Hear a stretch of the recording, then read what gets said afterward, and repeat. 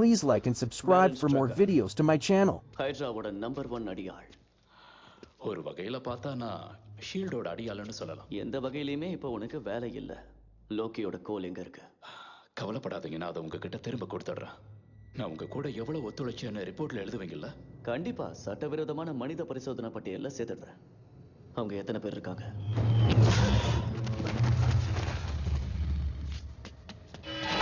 இங்க இன்னொரு ஹீரோயின் வந்திருக்கா. சூப்பர் பவர் உள்ளவ. அவளை தாக்க வேண்டாம்.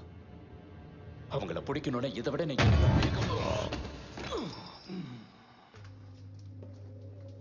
கைஸ் ட்ரக்கர் மாட்டிக்கிட்டான். யா, முக்கியமான ஒண்ணு நான் கண்டுபிடிச்சிட்டேன்.